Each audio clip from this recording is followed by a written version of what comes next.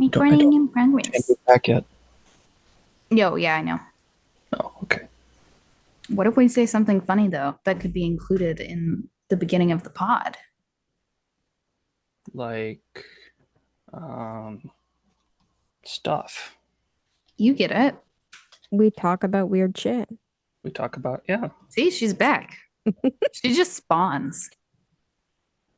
I am that scary spawn that just appears out of nowhere. Yep. All right. Are we ready? Yes. Indeed. Very nice. Hello, everyone, and thank you for joining us on today's episode of Can You Repeat That podcast? We're your hosts. My name is Leslie. My name's Chantelle. And I am Atlas.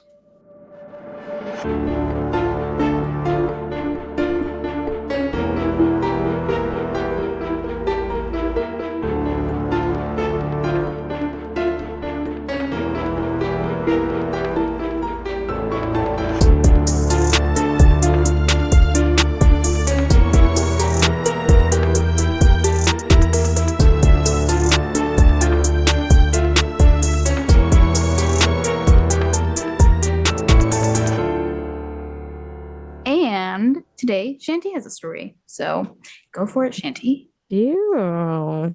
As usual, I have a question. Uh-huh. Have either of you read the book or watched the movie Gone Girl? Oh my gosh. Okay. Yeah, yes. Yes. Okay.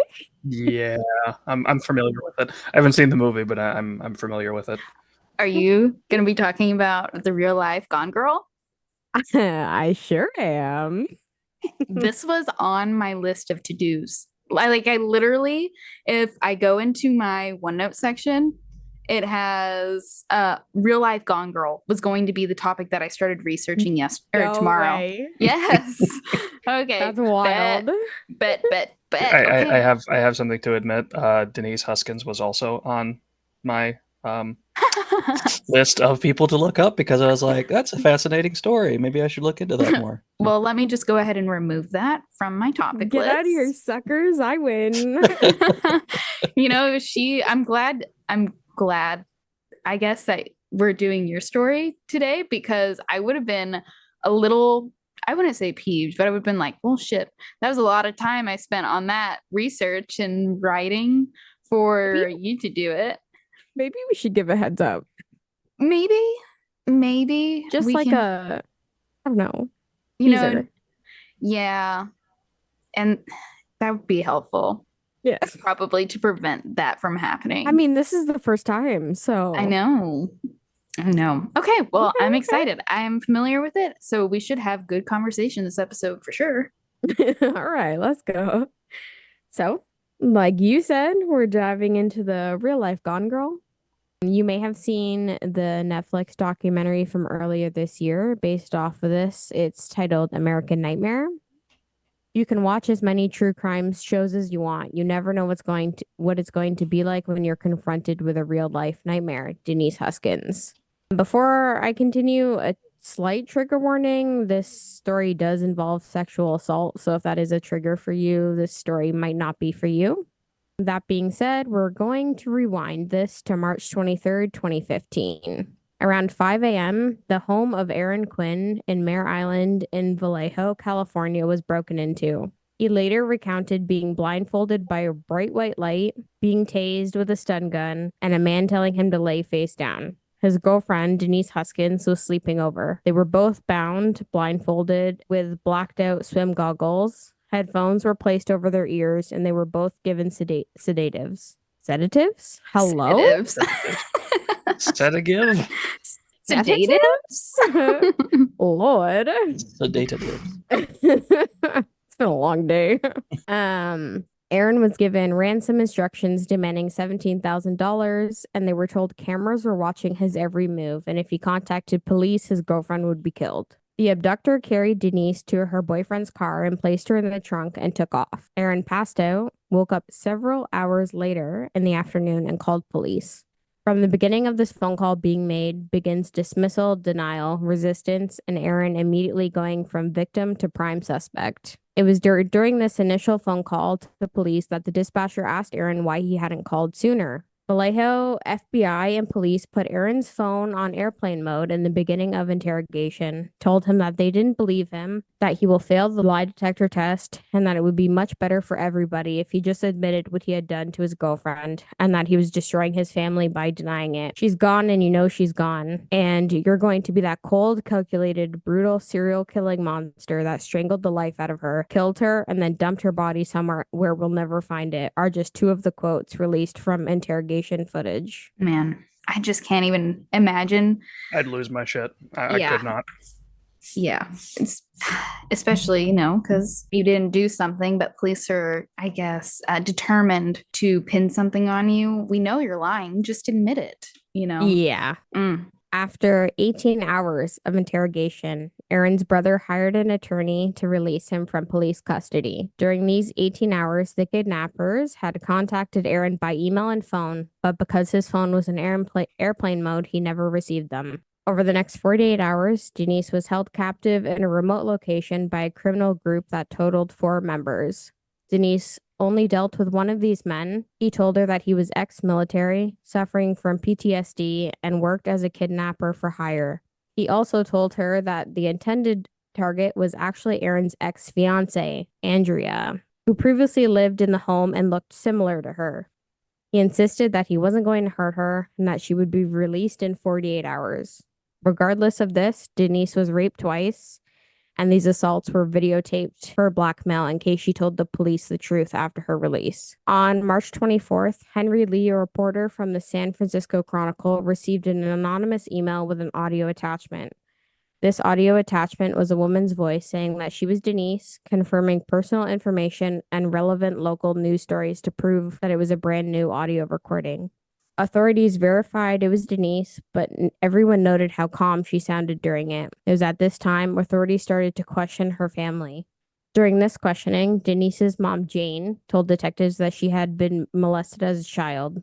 The detective's response to this was that victims of sexual assault sometimes pretend to be a victim again for the thrill of it. Jesus Christ.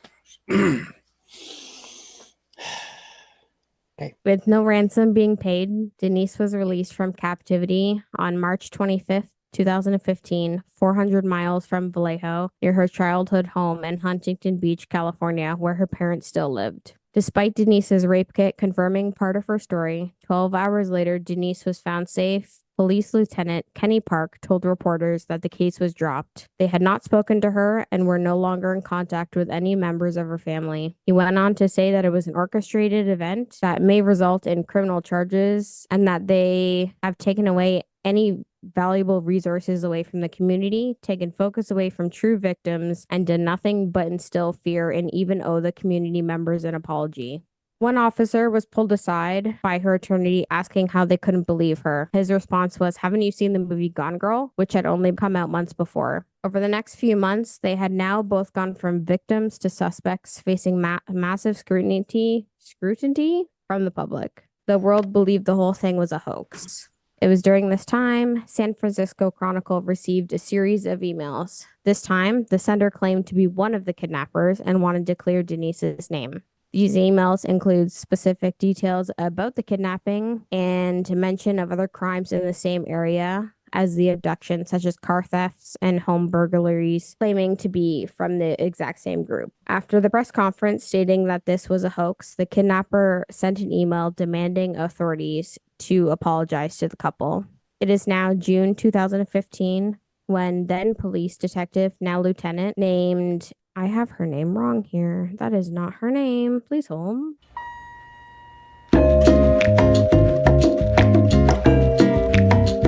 Her name is Misty, but I have a random R in there. Okay, anyway.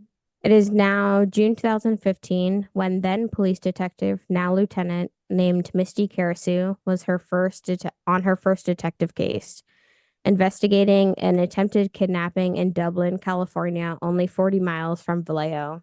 This case seems similar to Denise's and Aaron's story, but this time a man was able to protect his 22-year-old daughter from being kidnapped. In this altercation, the kidnapper dropped his phone and escaped. Officers began calling one of the members on Oh my God.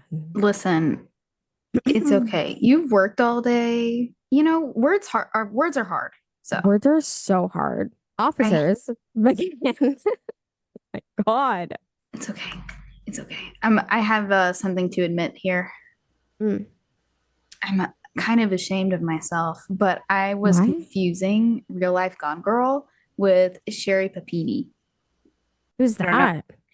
that? Not the Real Life Gone Girl. So I do know this case, but not many details because I haven't. Oh, yeah.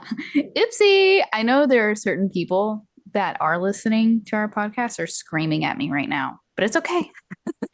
People make mistakes, myself It happens. included. So, Yeah, the difference is Sherry Papini yeah. actually did orchestrate her own Yeah, kidnapping. that's why I was It was a confused. hoax. I was like, wait, she was abducted while jogging, not in her home.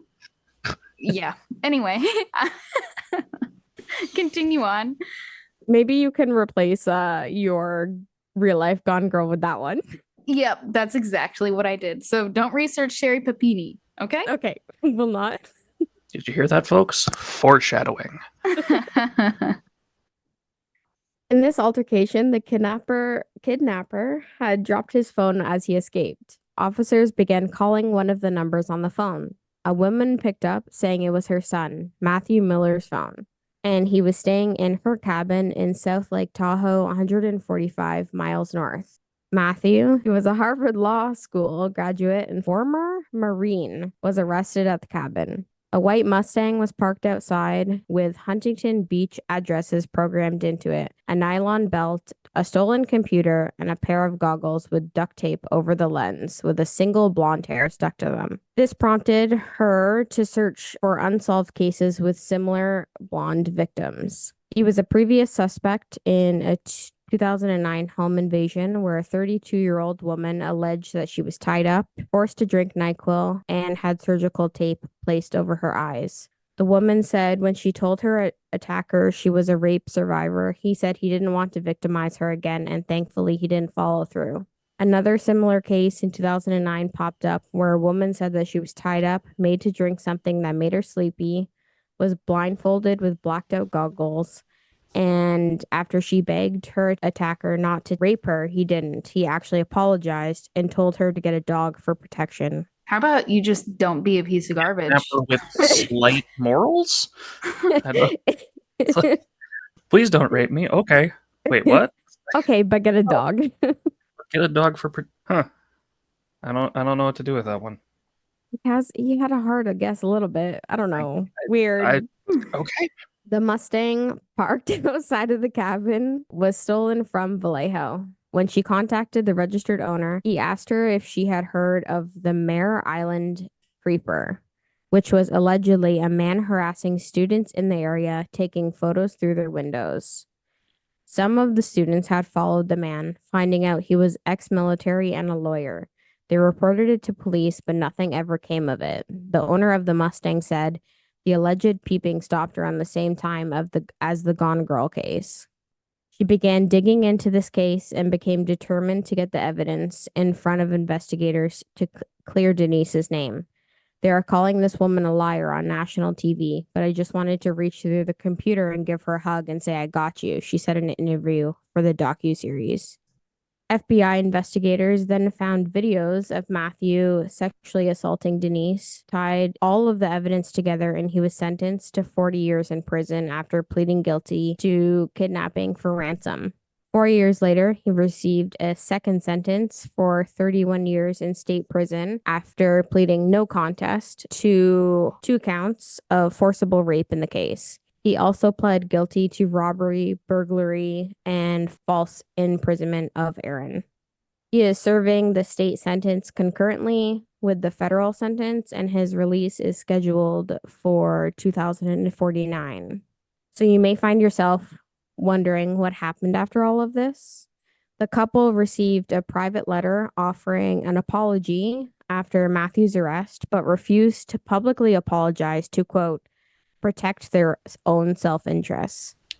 Private. Oh my god. Okay. They right there. To serve and hide like bitches. Yes.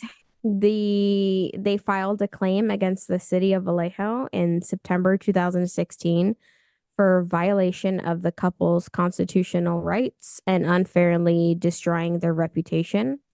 In 2018, the couple settled with the city for $2.5 million. And yes, in December 30th, 2020, Kenny Park, the lieutenant who briefed the media after Denise was found, separated from the police department. Denise and Aaron published a book in 2021 called Victim F: From Crime Victims to Suspects to Survivors, which prompted a public apology from the Vallejo Police Department. As for Denise and Aaron personally, they're still together. They got married in 2018 and now have two daughters together. Well, that's nice. Yeah.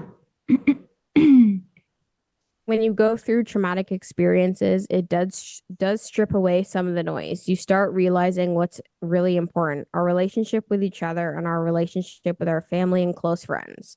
The level of exposure from the series will probably be quite a lot, but I know when I come home, I'll be with Denise and our girls. We have a solid bedrock and a place to go where people love us for who we are, Aaron said. My sources for today's episode are from The Independent, Marie Claire, and the Netflix documentary American Nightmare. The articles will be listed in the show description, and I have a few pictures to post, and I'll send them to you right now on Discord. The third photo is the detective who kind of helped piece it all together. Oh, man. And that fourth photo is Matthew, but kind of a wild story. Yeah. That's one way to describe it for sure. Yeah. Man, 18 hours they interrogated him. 18 hours. Is that Once legal? if it were yes and no. He could have ended it all by simply just stating that he wasn't going to talk without a lawyer. I'm sure he was so emotionally distraught, and I'm assuming it took so long also because his family wasn't notified of, hey, your family members in custody suspected of disposing of his girlfriend, basically. It's kind of crazy. So he was his capture was, or what is the word that I'm looking for? He was brought to justice partially just because he dropped his cell phone and they were able to look, hey Siri, call mom, Literally because he dropped his cell phone. I wonder, this is the morbid curiosity in my brain. I wonder what would have happened if he didn't, how it would have played out. Well, my guess is he probably would have gone right on doing what he was doing. Maybe getting more brave. Just because the first, however many times he would let the women go, but this time he, actually took her and raped her multiple times and recorded it and sent an email for blackmail. It was email, right? Yeah. The victim blaming. That's just disgusting. That, oh well, you like the thrill of it because it happened to you when you were young. Pardon my French. Fuck excuse right me? off. Yeah. Fuck right off until you can't fuck off no more. Then live the impossible dream and fuck off further. 100% agreed. And he was sentenced to 31 years in prison. 31 and 40 concurrent. Yeah. Oh, okay. Concurrent, so it's served at the same time, right? Correct. So 40 years, basically. So when's his release date? 2048, didn't you say? 2049? 2049. I didn't find an actual specific date. I wonder if I can in 2017 he was sentenced to 40 years. So, and Mueller is another one of those fascinating ones where if you look at his life, like we did with a couple weeks ago, you never would have guessed it by him growing up. He had a perfectly normal life, suburb life, 3.8 GPA. He was someone who was bullied a lot. I remember reading he was kind of introverted, and he kind of had this reputation in his high school as being someone who would stand up for the underdogs. He was a relatively successful lawyer, and then just one day he went completely delulu. I don't know why I didn't expect you to say delulu. So he'll be 80 whenever he gets out, if he gets out. Good old prison justice sometimes may prevail, so one can hope. When he claimed to Denise that he was an army a military vet. That wasn't a lie. He was a Marine Corps veteran, and he was highly decorated and had an honorable discharge after a couple tours of service in the Middle East. Yeah, I mean, this by all accounts was someone who was just a perfectly good, normal guy, and then he went schizophrenic, and yeah, not fun. I always think that the victim obviously deserves, it should be their story, not the killer Yeah. or kidnapper story. But it's always really interesting to me to learn how the killers or kidnappers grew up. You know, I've said it once before, but nature versus nurture, you Yeah. know, that stuff's really, really interesting. So And ones like Mueller are the ones that are interesting to me. Like the ones that are just, psychopaths, and we're like the pig farmer I where was he was going to say, always like, Pig Boy. creepy and weird. It's like that's I find it more fascinating the ones that just go not so for seemingly no reason, like in Mhm. Mueller's case, and the delusion that he developed that he was actually doing a good thing. Well, I'm kidnapping evil wealthy people, and I'll give the ransom to the poor. I mean, like that was his whole psychosis, and it's like Mhm. you're not a good person. You've gone completely off it, and the people that you're harming are not what you think you're. It's just fascinating to watch someone who started like he did end up where he did. Yeah. And just to be clear, Oh, because no pity for him whatsoever, if that's oh coming no across that way. no no Absolutely. no no He no got not what he that, deserved and should get not more. that at all. We are not saying that if you have schizophrenia that you are crazy or a delulu or anything like that. Just to be very clear, you know, No, but just putting that out there. his schizophrenia fed into the delusion that he had and Yes. prevented him from dealing with it properly. Was he medicated for his schizophrenia? Yes. He Yeah, was. they found medication. Oh, do we know if maybe he stopped taking his medication? I know he was also diagnosed with bipolar disorder. Yes, he has bipolar with psychotic features and schizophrenia. As well as autism Oh, okay. and depression. Let's see. Did Matthew Mueller stop his medication prior to I kidnapping? don't know if that information would be available. That might fall under like HIPAA stuff. Yeah, possibly. But sometimes it is like it's just put out there like during. Oh, right here. Yes, Matthew Mueller had stopped taking his medication prior to the kidnapping of Denise Haskins. Mueller, There it who is. was diagnosed with bipolar disorder and schizophrenia, experienced a significant decline in his mental health leading up to the incident. And, well, actually, I don't take that full truth because that came from Wikipedia. So maybe don't. Redacted. Redactish. We'll say. Redactish. But it's Redacted. not shocking whenever people stop taking their medications for things like that. They start to decline, obviously, and can fall into their own, delusions. So, Mhm. I find it interesting that he was so honest with her when he yeah. kidnapped her. Like, yes, I'm doing this because just the complete openness about it is odd. Like, sorry, you're the wrong person, but here's some information about me. I messed up. I'm gonna mess up further, but sorry, I guess. Yeah. Mhm. And while this was happening, her boyfriend was still in contact with the woman that they were attempting to kidnap. Yeah. And Denise had no idea he was still in contact with his ex-fiance. Which I know, and this is gonna be totally me going off on a conspiracy bent. I know that he was acquitted of having anything to do with the kidnapping, but it's a little bit weird that Mueller was going for his ex. It's like, okay, maybe you grabbed the wrong person, but why were you going after someone Yeah, in still this in particular connection. thing anyway? Yeah. Like, see, my paranoid conspiracy brain is going, did the Alarm boyfriend want bells. the ex out of the picture and they just grabbed the wrong person? It's or more than likely Mueller is just lying through his teeth. It's Yeah. out of his head. That's the likely reason, but my brain can't help but entertain the Oh, for conspiracy. sure. Conspiracies are fun. So, also, this is all purely speculation. Please don't sue us. 110% speculation. Just so we're I mean, covering it there. there are many many Reddit threads that are all about the Ooh. theories. So if that is something that floats your boat, just go to Reddit. There's a ton of theories here. Not me typing Reddit theory.